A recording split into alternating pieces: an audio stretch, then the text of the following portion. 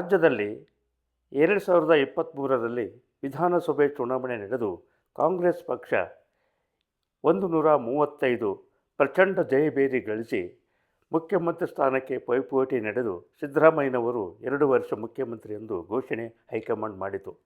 ನಂತರ 3 ವರ್ಷಗಳ ನಂತರ ಸಿದ್ದರಾಮಯ್ಯನವರು ಅಧಿಕಾರವನ್ನು ಬಿಟ್ಟುಕೊಟ್ಟರು.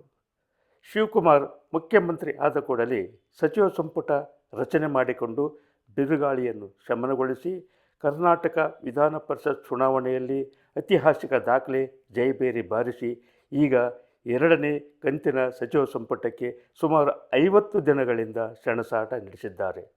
ಹೀಗೆ ಆಗಲಿಕ್ಕೆ ಕಾರಣ ಏನು? ಗುಂಪುಗಳ ಗುದ್ದಾಟ.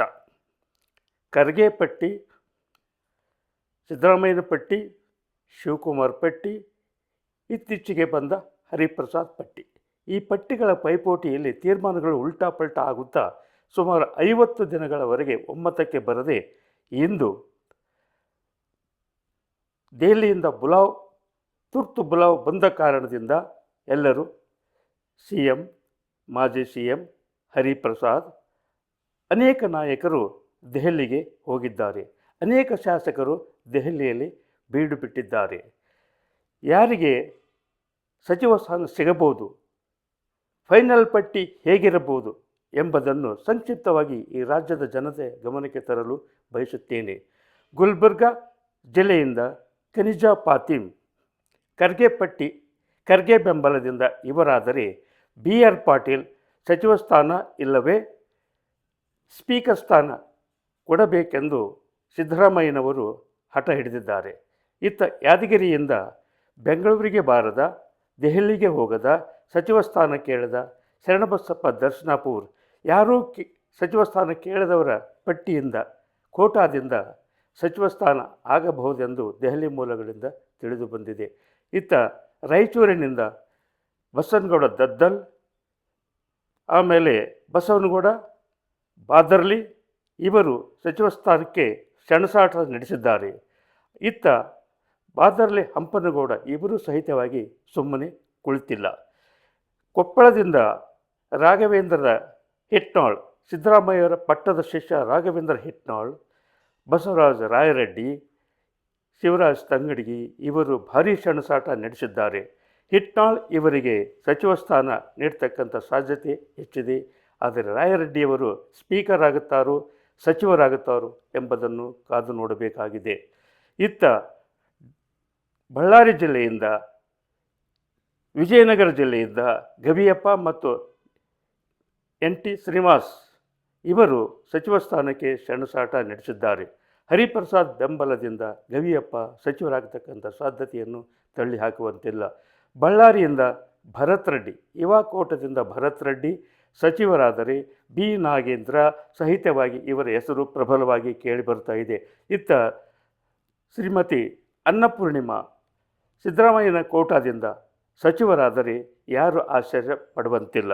ಇತ್ತ ದಾವಣಗೆರೆಯಿಂದ SS ಮಲ್ಲಿಕಾರ್ಜುನ್ ಇವರು ಖಚಿತವಾಗಿದ್ದರು. ಶಿವಗಂಗಾ ಬಸವರಾಜ್, ಆಮೇಲೆ ಬಸವಂತಪ್ಪ, ಇನ್ನು ಶಾಂತನಗೌಡ, ದೇವೇಂದ್ರಪ್ಪ ಇವರು ಸಚಿವ ಸ್ಥಾನಕ್ಕೆ ಭಾರೀ ಸೆಣಸಾಟ ನಡೆಸಿದ್ದಾರೆಂದು ತಿಳಿದು ಬಂದಿದೆ.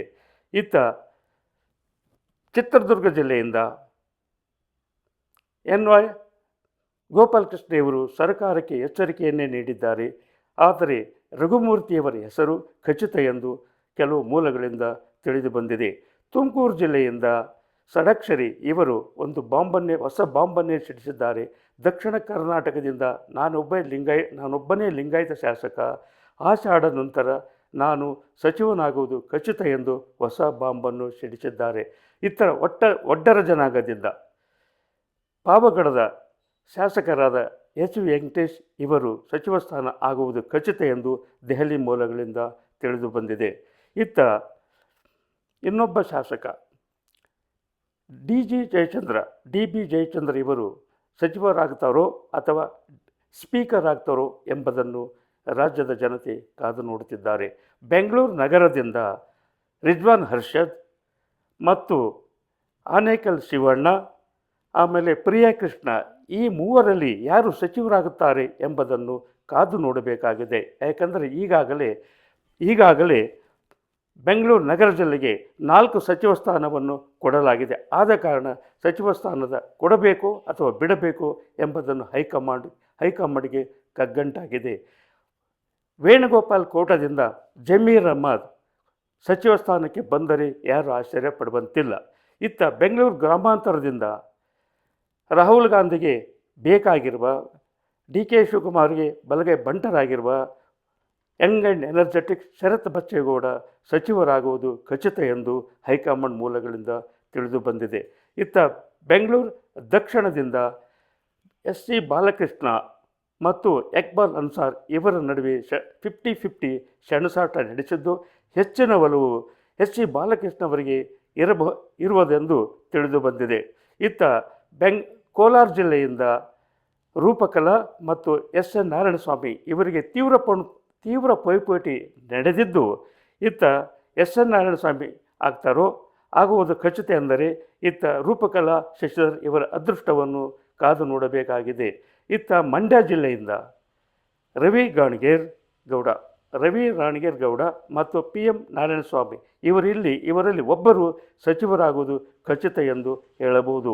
ಚಾಮರಾಜನಗರ ಜಿಲ್ಲೆಯಿಂದ AR ಕೃಷ್ಣಮೂರ್ತಿ ಮತ್ತು ಪುಟ್ಟರಂಗ ಶೆಟ್ಟಿ ಇವರಲ್ಲಿ ಒಬ್ಬರು ಸಚಿವರಾಗುವುದು. ಪುಟ್ಟರಂಗ ಶೆಟ್ಟಿ ಇವರಿಗೆ ಉಪ್ಪಾರ ಜನಾಂಗದಿಂದ ಪುಟ್ಟರಂಗ ಶೆಟ್ಟಿಯವರಿಗೆ ಸಚಿವ ಸ್ಥಾನ ಕೊಡಬೇಕೆಂದು ಹೈಕಮಾಂಡ್ ನಿರ್ಧಾರ ಮಾಡಿದೆ.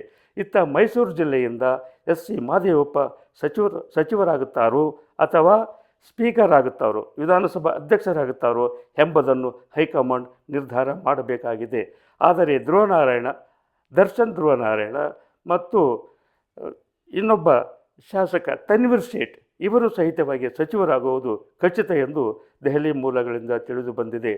ತನ್ವೀರ್ ಸೇಠ್ ಇವರಿಗೆ ಡಿ ಕೆ ಶಿವಕುಮಾರ್ ಬೆಂಬಲವಿದ್ದು, ಎಸ್ ಸಿ ಮಾದೇವಪ್ಪರಿಗೆ ಸಿದ್ದರಾಮಯ್ಯವರ ಬೆಂಬಲವಿದ್ದು, ಹೀಗೆ ಬಲಗಳ ಬಲ, ಸೆಣಸಾಟದ ಬಲ ಯಾರು ಯಶಸ್ವಿಯಾಗುತ್ತಾರೆ ಎಂಬುದನ್ನು ಕಾದು ನೋಡಬೇಕಾಗಿದೆ. ಇತ್ತ ಹಾಸನ ಜಿಲ್ಲೆಯಿಂದ ಏಕೈಕ ಶಾಸಕ KM ಶಿವಲಿಂಗೇಗೌಡ ಸಚಿವರಾಗುವುದು 100% ಖಚಿತ ಎಂದು ಅವರ ಬೆಂಬಲಿಗರು ಡಂಗೂರು ಸಾರುತ್ತಿದ್ದಾರೆ. ಶಿವಮೊಗ್ಗ ಜಿಲ್ಲೆಯಿಂದ ಗೋಪಾಲಕೃಷ್ಣ ಬೇಲೂರು ಸಚಿವರಾಗುವುದು ಖಚಿತ. ಹಾವೇರಿಯಿಂದ ಶ್ರೀನಿವಾಸ್ ಮಾನೆ ಇವರು ಖಚಿತವಾಗಿ ಸಚಿವರಾಗುತ್ತಾರೆ ಎಂದು ಅವರ ಬೆಂಬಲಿಗರು ಡಂಗೂರು ಸಾರುತ್ತಿದ್ದಾರೆ. ಇತ್ತ UB ಬಣಕಾರ್, ನನ್ನನ್ನು ಸಚಿವನಾಗಿ ಮಾಡುತ್ತೇನೆ ಎಂದು ಕರೆದುಕೊಂಡು ಬಂದಿದ್ದೀರಿ, ಸಚಿವರನ್ನಾಗಿ ಮಾಡಲೇಬೇಕೆಂದು UB ಬಣಕಾರ್ ಗಂಟು ಬಿತ್ತಿದ್ದಾರೆ, ಹೈಕಮಾಂಡ್ ಬೆನ್ನು ಬಿದ್ದಿದ್ದಾರೆ. ಆದರೆ ಇತ್ತ ಹಾವೇರಿ ಜಿಲ್ಲೆಯಲ್ಲಿ ಬಸವರಾಜ ಶಿವಣ್ಣನವರು ಸಚಿವರಾಗಬೇಕೆಂದು ಹೈಕಮಾಂಡ್ ದುಂಬಾಲು ಬಿದ್ದಿದ್ದಾರೆ. ರುದ್ರಪ್ಪ ಲಮಾಣಿ SC ಕೋಟದಿಂದ ರುದ್ರಪ್ಪ ಲಮಾಣಿ ಸಚಿವರಾಗುವುದು ಖಚಿತ ಎಂದು ವರದಿಯಾಗಿದೆ. ಇತ್ತ ಧಾರವಾಡ ಜಿಲ್ಲೆಯಿಂದ NS ಕೋನರೆಡ್ಡಿ ಸಚಿವರಾಗುವುದು ಖಚಿತವಾಗಿದ್ದರೆ, ಗದಗ ಜಿಲ್ಲೆಯಿಂದ HK ಪಾಟೀಲ್ ಸಚಿವರಾಗುತ್ತಾರೋ ಅಥವಾ ವಿಧಾನಸಭೆ ಸ್ಪೀಕರ್ ಆಗುತ್ತಾರೋ ಎಂಬುದನ್ನು ಹೈಕಮಾಂಡ್ ನಿರ್ಧಾರ ಮಾಡಬೇಕಾಗಿದೆ. GS ಪಾಟೀಲ್ ನಾನು ಸಚಿವನಾಗಬೇಕೆಂದು ಹೈಕಮಾಂಡ್ ದುಂಬಾಲು ಬಿದ್ದಿದ್ದಾರೆ. ಇತ್ತ ಬಾಗಲಕೋಟೆ ಜಿಲ್ಲೆಯಿಂದ ವಿಜಯಾನಂದ ಕಾಶಪ್ಪನವರು ಇವರಿಗೆ ಪಂಚಪೀಠಾಧೀಶ ಮಠಾಧೀಶರ ಬೆಂಬಲ, ಸುಮಾರು ರಾಜ್ಯದ ಎಲ್ಲ ಸ್ವಾಮೀಜಿಗಳು ಇವರಿಗೆ ಬೆಂಬಲ ನೀಡಿ ಹೈಕಮಾಂಡ್ ನಾಯಕರಿಗೆ ಸಚಿವ ಸ್ಥಾನ ಕೊಡಬೇಕೆಂದು ಮತ್ತು ಸರ್ಕಾರಕ್ಕೆ ಸಚಿವ ಸ್ಥಾನ ಕೊಡಬೇಕೆಂದು ಒತ್ತಡ ಹಾಕಿದ್ದು ಈ ರಾಜ್ಯದ ಜನತೆಗೆ ತಿಳಿದ ಸಂಗತಿಯಾಗಿದೆ. ಇತ್ತ ವಿಜಯಪುರ ಜಿಲ್ಲೆಯಿಂದ CS ನಾಡಗೌಡ ಮತ್ತು ಯಶವಂತರಾಯ ಪಾಟೀಲ್ ಇವರಿಗೆ ಭಾರೀ ಹಣಾಹಣಿ ನಡೆದಿದ್ದು, ಈ ಸಂದರ್ಭದಲ್ಲಿ ಇವರಿಗೂ 50-50 ಎಂದು ಹೇಳಬಹುದಾಗಿದೆ. ಇತ್ತ ಬೆಳಗಾವಿ ಜಿಲ್ಲೆಯಿಂದ ರಾಜ್ಯದ ಗಮನ ಸೆಳೆತಕ್ಕಂಥ ಜಿಲ್ಲೆ ಬೆಳಗಾವಿ ಜಿಲ್ಲೆ, ಹಿಂದಿನ ಅನೇಕ ಸರ್ಕಾರಗಳನ್ನು ಉರುಳಿಸಿದ ಜಿಲ್ಲೆ ಬೆಳಗಾಂ ಜಿಲ್ಲೆಯಲ್ಲಿ ಲಕ್ಷ್ಮಣ ಸವಡಿ ಇವರಿಗೆ ಸಚಿವ ಸ್ಥಾನ ಕೊಡದೇ ಇದ್ದರೆ ಸರ್ಕಾರಕ್ಕೆ ಗಂಡಾಂತರ ಖಚಿತ ಎಂದು ಕೆಲವು ಮೂಲಗಳಿಂದ ತಿಳಿದು ಬಂದಿದೆ. ಏಕೆಂದರೆ ಅಲ್ಲಿ ಸತೀಶ್ ಜಾರಕಿಹೊಳಿ, ಲಕ್ಷ್ಮೀ ಹೆಬ್ಬಾಳ್ಕರ್ ಗುಂಪು ಹೀಗೆ ಅಲ್ಲಿ 3 ಗುಂಪುಗಳಾಗಿ ಯಾವ ಗುಂಪಿಗೂ ಅನ್ಯಾಯವಾದರೆ ಒಂದು ಗುಂಪು ಬಂಡಾಯ ಸಾರುವುದು ಖಚಿತ ಎಂದು ದೆಹಲಿ ಮೂಲಗಳಿಂದ ಮತ್ತು ಬೆಳಗಾವಿ ಮೂಲಗಳಿಂದ ತಿಳಿದು ಬಂದಿದೆ. ಇತ್ತ ಕಾರವಾರ ಜಿಲ್ಲೆಯಿಂದ ಸತೀಶ್ ಶೈಲ್ ಇವರು ಸಚಿವರಾದರೆ, ಕೊಡಗು ಜಿಲ್ಲೆಯಿಂದ ಎಸ್ ಪಣ್ಣಣ್ಣ ಇವರು ಸಚಿವರಾಗುವುದು ಖಚಿತ ಎಂದು ದೆಹಲಿ ಮೂಲಗಳು ಹೇಳಿವೆ. ಏಕೆಂದರೆ ಇದು ಈಗ ಸುಮಾರು 50 ದಿನಗಳಿಂದ ಇಂದು ನಾಳೆ, ನಾಳೆ ನಾಡ್ದು, ಮುಂದಿನ ವಾರ, ಇಂದಿನ ವಾರ, ಮುಂದಿನ ವಾರ ಹೀಗೆ ಸಚಿವ ಸಂಪುಟದ ವಿಸ್ತರಣೆ ಮುಂದಕ್ಕೆ ಆಗುತ್ತಾ ಹೋಗುವುದು ಜನರಿಗೆ ಒಂದು ಹಾಸ್ಯದ ಸತ್ಯ ಸಂಗತಿಯಾಗಿದೆ. ಆದ ಕಾರಣ ಆದಷ್ಟು ಬೇಗ ಶರವೇಗದಲ್ಲಿ ಮುಖ್ಯಮಂತ್ರಿ ಶಿವಕುಮಾರ್ ಅವರು ಸಚಿವ ಸಂಪುಟವನ್ನು ರಚನೆ ಮಾಡಿಕೊಂಡು ಇವರ ಸಚಿವ ಸಂಪುಟದ ರಚನೆ ಹೇಗಿದೆ ಅಂದರೆ ತಂತಿಯ ಮೇಲೆ ನಡೆದಂತಾಗಿದೆ. ಆದರೂ ಸಹಿತವಾಗಿ ಅನೇಕ ಸಮಸ್ಯೆಗಳನ್ನು ಎದುರಿಸುತ್ತಿರುವ ಶಿವಕುಮಾರ್ ಅವರು ಸಚಿವ ಸಂಪುಟವನ್ನು ಆದಷ್ಟು ಬೇಗ ರಚನೆ ಮಾಡಿಕೊಂಡು ವಿಸ್ತರಣೆ ಮಾಡಿಕೊಂಡು ವಿಧಾನಸಭಾ ಅಧಿವೇಶನಕ್ಕೆ ಸಿದ್ಧರಾಗಬೇಕೆಂದು ಈ ರಾಜ್ಯದ ಜನತೆಯ ಬಯಕೆ ಆಗಿದೆ. ಇನ್ನೊಂದು ವಿಶೇಷವೆಂದರೆ ರಾಜ್ಯದ ಕೆಲವು ಮಾಜಿ ಸಚಿವರಿಗೆ, ಹಿರಿಯ ನಾಯಕರಿಗೆ ಸುಮಾರು 9 AICC ಪ್ರಧಾನ ಕಾರ್ಯದರ್ಶಿ ಸ್ಥಾನಗಳನ್ನು ಕೊಡುವ ಬಗ್ಗೆ ಹೈಕಮಾಂಡ್ ಗಂಭೀರ ಚಿಂತನೆ ನಡೆಸಿದೆ ಎಂದು ತಿಳಿದು ಬಂದಿದೆ. ಜೈ ಹಿಂದ್, ಜೈ ಕರ್ನಾಟಕ. NG ಕಾರ್ಟಗಿ, ಹಿರಿಯ ಪತ್ರಕರ್ತರು, ಬೆಂಗಳೂರು.